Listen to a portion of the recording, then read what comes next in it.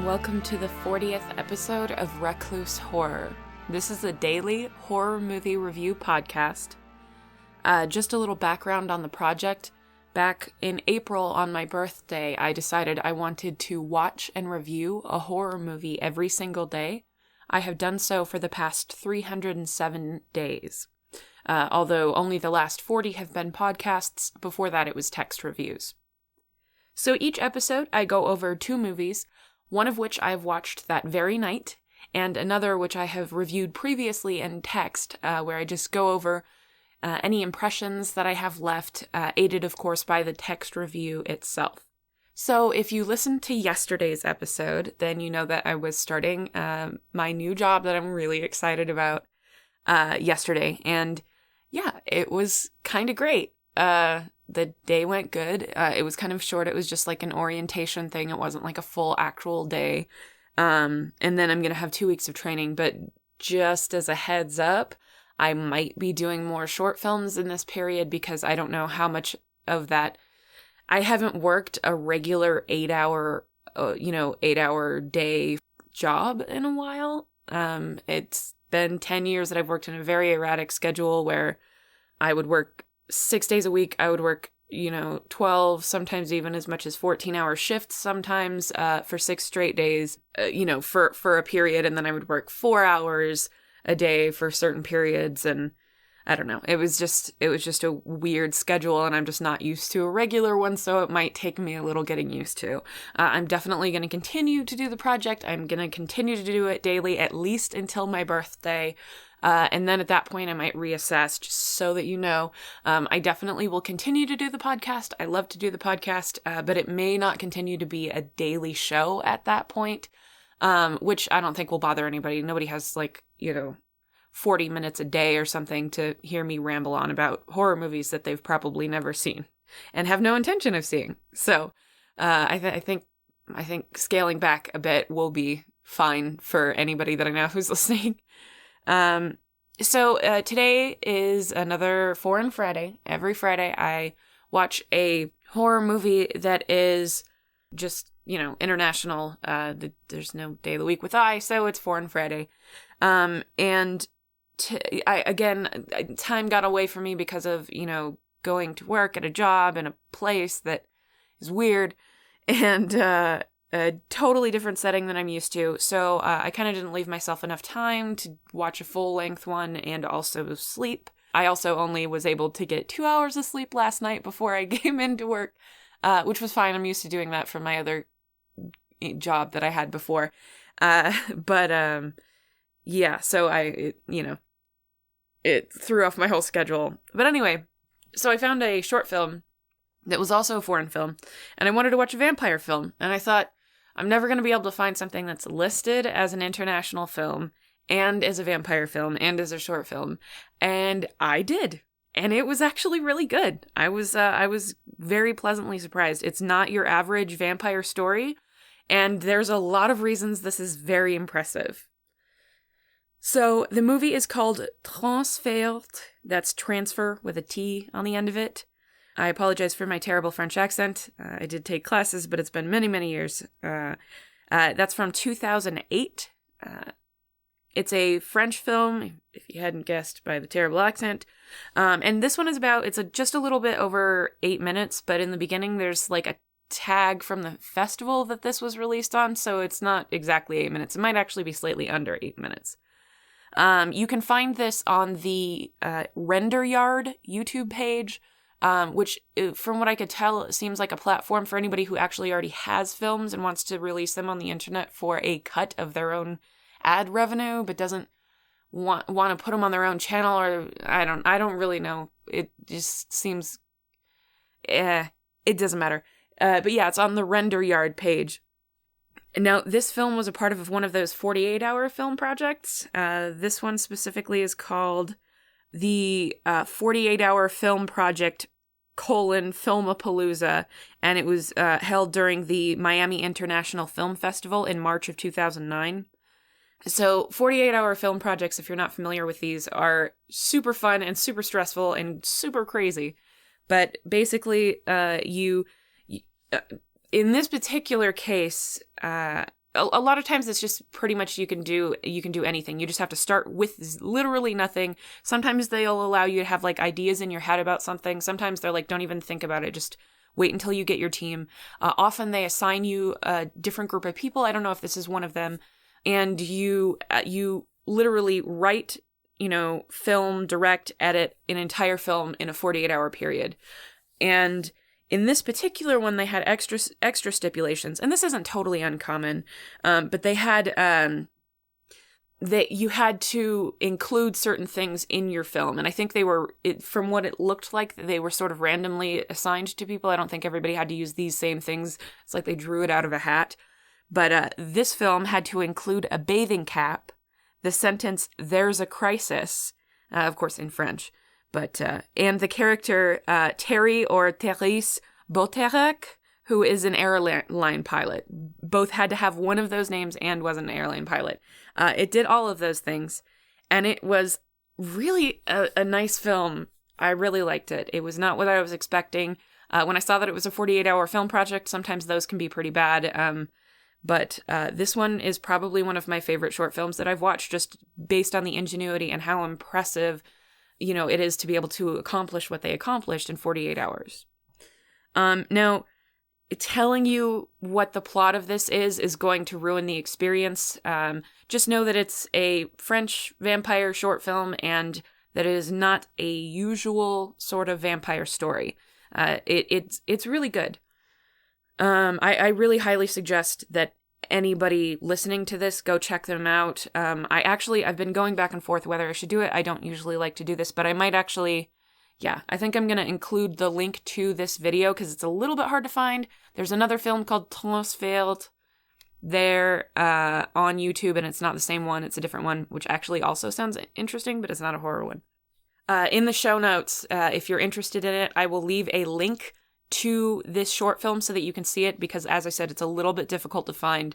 So the sound quality in this is probably its lowest, its worst feature, I think, but it's not terrible.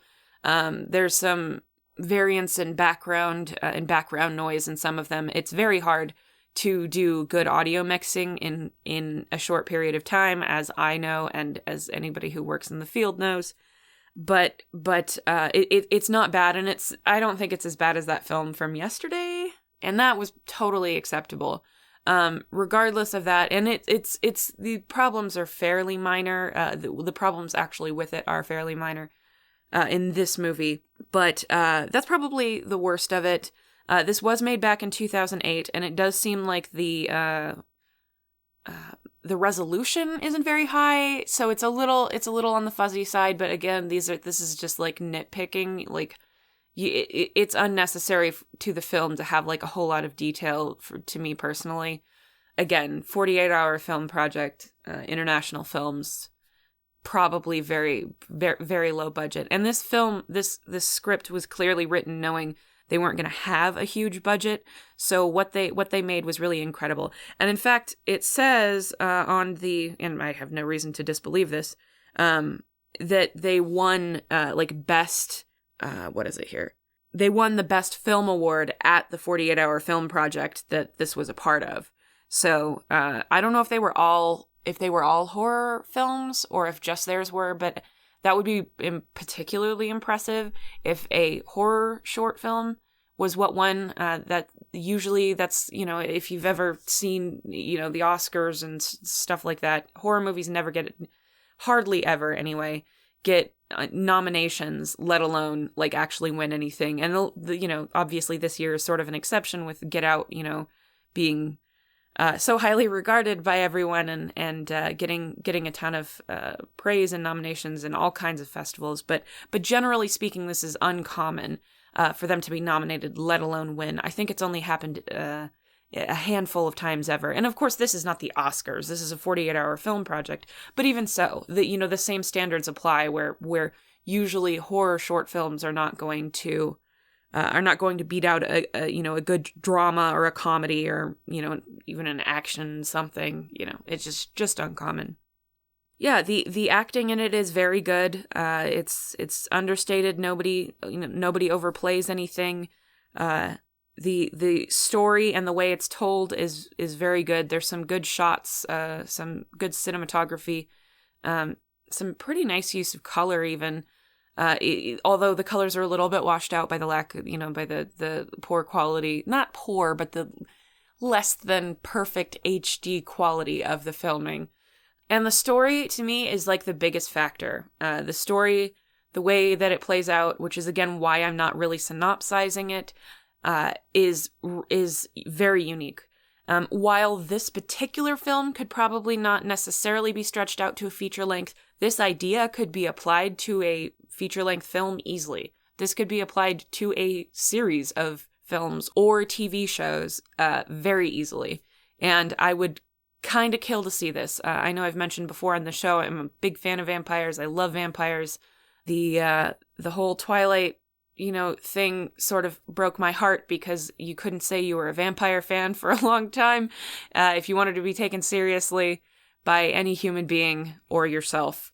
And luckily, I think that's kind of died down with the with some great additions into the vampire genre in the past years, despite all of that nonsense. So, yeah, I really enjoy vampires. I specifically wanted to watch a vampire film today, and I was not expecting much out of a short film, especially when I saw it was a 48-hour project. But yeah, the story is really neat. It's a very adaptable concept, and it's different even within the vampire subgenre. Not just it's different for a horror movie. As far as suggestions, basically, I would suggest this to anybody who will listen. You don't have to like vampires for this one. It's not really super vampire-y. There's no effects or anything like that to speak of. Some makeup, a little bit of makeup. And yeah, I mean, it's 8 minutes. The subtitles are not going to bug you. You can read for 8 minutes of, pretty minor dialogue. There's not a ton of dialogue in it. And yeah, I don't know. It's super great. Anybody who would possibly think they might want to watch it or be interested in it, I'd totally suggest you do. It's very good. Other suggestions, if you enjoyed this movie or if you enjoy vampire movies or sort of variations on, actually one of these suggestions is not a vampire film, but just sort of variations on the standard formula for some of these movies. Three of the movies that I have reviewed for this not for the podcast, but for the project that I've done, really seem like if you liked this short film, you might like these. Or if the concept of the short film, which of course I can't actually talk to you about, interests you, then you might check out these three. So the first one is not a vampire movie. It is a French full-length film called Raw, which is on Netflix right now. I kind of, I don't know. I kind of don't want to say what it is. It's about a woman young woman who's just started veterinary school in France, some place in France, or no, it might be in Belgium. I don't know. A French-speaking country. And her older sister also goes there, and shit gets weird. She was a vampire, or not a vampire. She was a vegetarian, and during the hazing process, they make her eat meat, and then it just goes weird from there. So that's all I'll say about Raw. It is definitely slower paced, and it's a little on the long side, as I recall. I think it's maybe 150 or 155, something in that.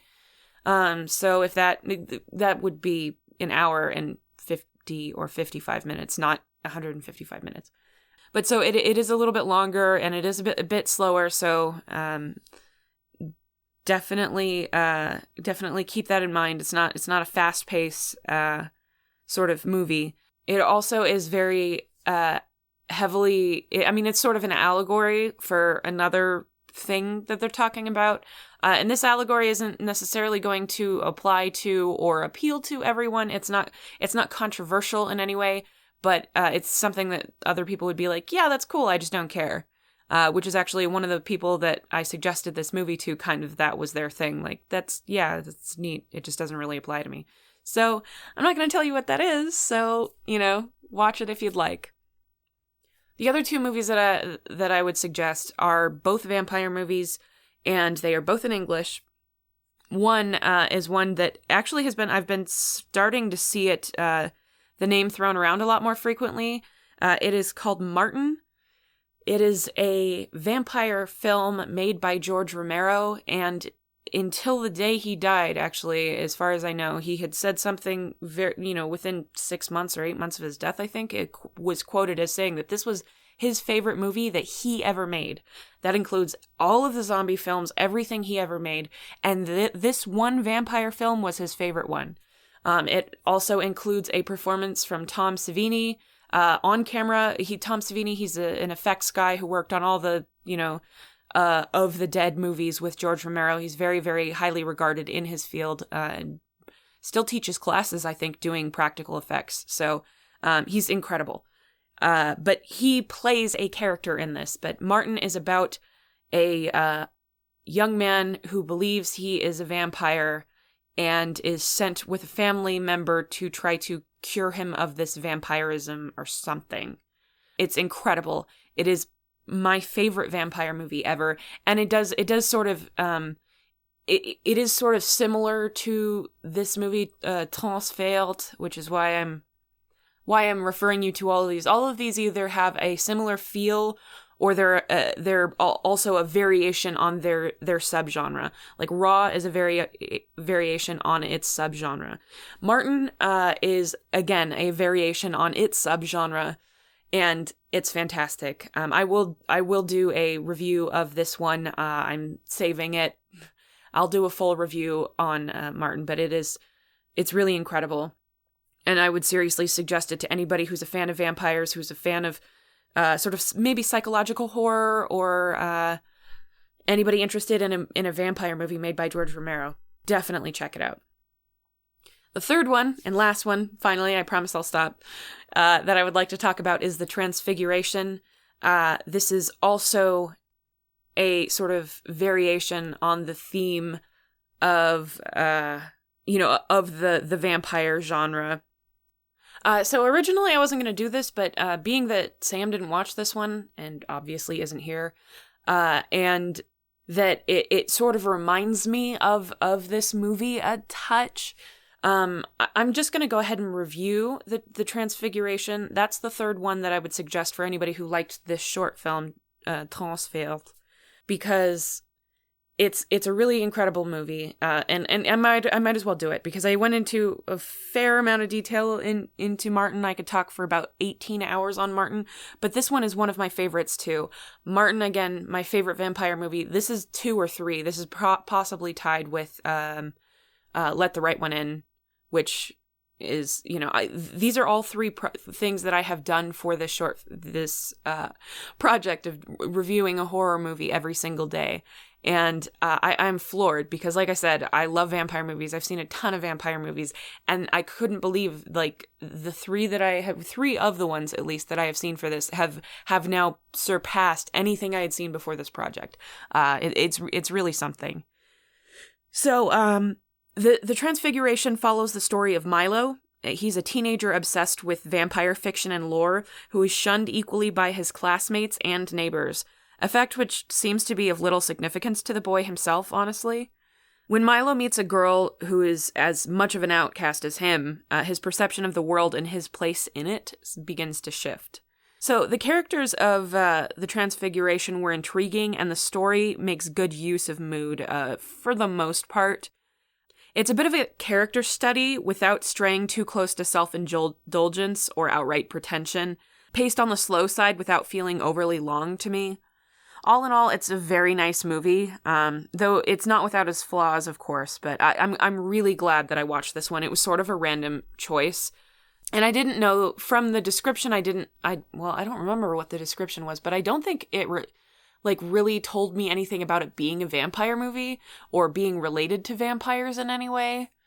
So, yeah, I was really surprised by this one. The acting in this movie is incredible. The 2 leads, Milo and Sophie, both appear to be fairly close to the ages that they're supposed to be playing. Though I checked when I did my original review of this to see online if they had any ages listed, and I really couldn't find it. But I always prefer it when, adolescents or people close to adolescence actually play their age. The 25 to 35-year-olds that you often see in those roles just annoy the hell out of me. I'm sure I've said that 50 times on this podcast already. Despite their apparent youth and the complexity of the parts, the pair never struggles to express what they seem to be feeling, or sometimes not feeling, as the case may be. Milo is eerily calm, detached from himself and the situations around him, despite a clear understanding of what those situations are. When he's being threatened, he knows to tread lightly, but not to show signs of fear or anger or embarrassment. Not in a way that seems like an act of self-control, but simply that those things don't affect him as they do other people. He avoids trouble out of a practical concern for his physical well-being, but he doesn't really fear it at all, and shows no particular desire for things like money or nice clothes or any materialistic items whatsoever, excepting, of course, his pursuit of vampire-related items, which, he's real into vampires.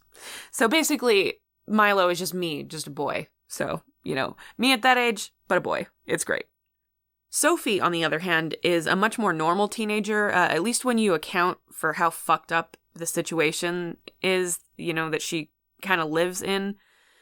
She loves Twilight, of course, and dreams of independence, is interested in relationships and drinks casually, but not excessively. Again, I think they're supposed to be like 15, so, a casual drinker at 15, which I've known those. I was one of those, except for I was actually 17. I didn't start drinking until I was 17, but I drank casually. I never really got too out of hand with it. And it's almost... I don't know, this is probably just a personal thing, but to me it usually means worse, because if you're able to just take the edge off, if you're a kid and you're trying to take the edge off instead of get fucked up, I feel like it's almost worse. You understand the path that other people go down with, substance abuse, and you need something to self-medicate, but you don't want to turn into those people. Maybe that's just me personally, but honestly, the whole casual drinker at an underage level really kind of hits home with me personally. She copes with her circumstances the best that she can, and does what she feels she needs to in order to do so. She's like so many teenagers I have known with a terrible lot in life, forced to teach themselves how to make their way in the world and protect themselves, piecing together life experience through trial and error to replace the lack of guidance and support afforded to luckier children. You might know this sort of person. I mean, actually, if you're a horror fan, you probably were this person, or at least you very easily could have been. I know this character was fairly relatable to me as well. I think the vampire thing was too much for me. I think I'm somewhere in between. I'm probably more like Sophie, to be completely honest, but the vampire thing is real. So... the story itself is compelling, and in its matter-of-fact presentation and straightforward cinematography. The camera pans slowly when it does it all, viewing everything passively, whether it's mundane, intriguing, or even shocking, in the same manner as Milo does himself. The soundtrack is incredibly limited as well, consisting of basically no actual music to speak of, but a haunting array of sound effects that sometimes make you clench your teeth and other times make your skin crawl.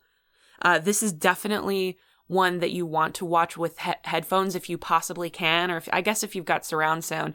To me, there's something more intimate about having the headphones in, even if I am in a place that has, full surround sound. Maybe that's better for the scare factor, having the surround sound. But in a movie like this, where it's sort of a character study, and you really focus in on that, zone in on that, I feel like the headphones are, to me, better. It's just a personal thing.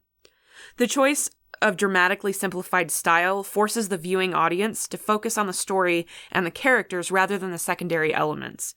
It's a movie that some people will soak up like a sponge, while other people will find it completely boring. I, of course, am a member of the former group. The movie's biggest flaw would also be considered a strength to others. Personally, I'm not really sure where I fall on that spectrum, though from my overall appreciation of the film, I probably respond to it as a positive. So the movie contains both heavy influences and references as well to what are now my two favorite movies.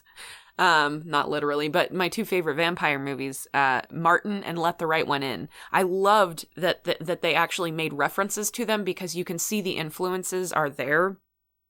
Particularly in the case of Martin, the parallels are impossible not to see from the outset, and some might be turned off by these similarities, but I never personally felt that the movie was a complete clone of either of these movies, or even just a complete blend of these two movies. There's definitely things in it that are unique to this movie and are more relatable and more modern than either of those movies really attempt to feel or do feel. The social commentary is subtle, secondary, and of a very different variety than that of Martin, and the relationship between Milo and Sophie is quite different from Oscar and Ellie, from Let the Right One In. The characters are of a much more modern and realistic interpretation than either influence as well, even though on a basic level the parallels are pretty obvious. Now, I haven't reviewed Get Out yet, but I like the film, but it is basically just a retelling of another movie and an uncredited retelling of another movie that I really like. And if you haven't seen that other movie, it's totally not a problem. And I still like the movie on the level that it's sort of an updated version of that. But it actually makes the movie feel pretty dull. Just based on that, having seen that. And also I hadn't seen it terribly long. The last time I saw the movie that it's very similar to, which I of course won't name, had it maybe been 6 months or something since I had seen the other movie. The last time I saw it, I really liked it, so I've seen it a few times, but so it made Get Out feel very slow, and you see everything coming, and it was, it just doesn't, it doesn't have everything that other people might see in it if you're really familiar with that movie. And if the Transfiguration is kind of similar, where if you haven't seen those movies, Martin or Let the Right One In, then it's not going to harm you at all. You're never going to notice that it's not just like a completely novel thing. It's never going to feel derivative. But if you're a fan of those movies, you'll likely relish in the idea of another great and sadly uniquely styled film you can watch when you're in that sort of mood. So, if you enjoy Martin and Let the Right One In, you probably will also enjoy this one. You'll definitely be able to see, where the influences are. But again, it's smart enough to acknowledge them so it doesn't feel... It doesn't feel annoying that it's never brought up, which is kind of what Get Out did to me a little bit, because it's so clearly a retelling of that story, but it doesn't credit it. So, yeah, I don't know. It just that level of it bugs me to no end. If they had made some kind of a reference in there, like a direct reference to it, or mentioned it by name or something, then I feel like I would have appreciated the movie more, because I'm like, okay, he's not trying to present this as something completely unique and new and whatever. So, regardless though, the Transfiguration, it does acknowledge them, so you're not going to feel that needling thing like they just ripped off this movie, like, and again, it doesn't feel like it's just a blend of those two movies. It definitely has its own feel. It's much more modern.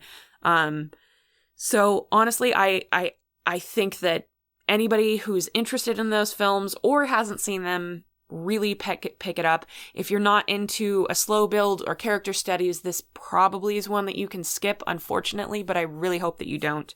But yeah, basically anyone with a touch of patience and half a brain, definitely check this movie out. It's still on Netflix. I actually just checked it. I was going through my Netflix queue and trying to get rid of my list, rather, and trying to get rid of all the stuff that I've already seen and rate the stuff that I liked, so that maybe maybe it would stop showing me the same, 70,000 horror movies on Netflix that I've already seen and suggesting that I watch them again. And I'm just like, stop it. Just stop it. There's a few horror movies that I haven't seen. And when I go into somebody else's account, they show up and I'm like, why has this never come up in my feed? So anyway, the Transfiguration, just a really, really incredible movie.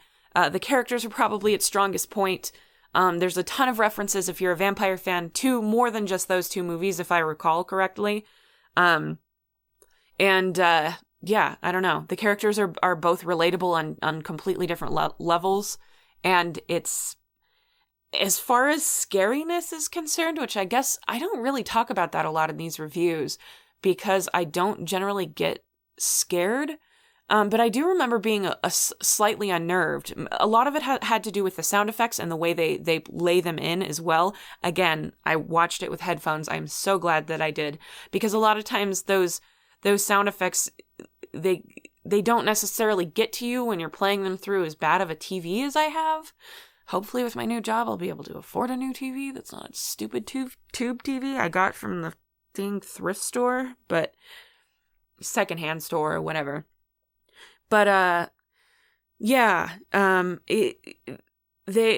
every aspect of this kind of adds to how unnerving and just sort of off this movie is, and parts of it are quite tragic and parts of it are just really incredible. I don't know. There isn't really any specific aspect that I didn't like. I could see where the argument could be made that they're too similar to those other movies. I would kind of disagree. I think it has enough to it of its own, a sense of its own self, and the acting is top notch. It's, of course, the acting in Let the Right One In is incredible, but I sort of feel a bit like, for American audiences, modern audiences, this is a little bit more realistic to reality a little bit, even though some of the ways the characters behave are totally different from a regular person. I don't know. It's kind of weird. I can just babble on about this movie, but instead I'm going to stop. Please watch all of those movies. I'll put the name of all of those movies in the show notes, but I'm going to just and the years, because I don't have them in front of me. That was an off the cuff suggestion, those other two movies. So, there's Transfert, which I think is 2008, but I don't have my thing in front of me. Raw, not sure what year, another French film, which is on Netflix. Martin, that's like 1976, I want to say. I'm probably wrong. It's probably like 81 or something. I can't remember. But yeah, Martin, from George Romero, and The Transfiguration. This one is from 2016? Yeah, 2016. All of those are high recommends. Again, not for everybody. Most of those are slow, but in fact, I think kind of all of those are slow except for the short film, which can't really be slow. Even though it is kind of slow, but it can't be. Yeah, I don't know. Just the sense that it has. If you can deal with a slower paced movie, you should watch all of those movies and tell me what you think. So that's my review of The Transfiguration from 2016.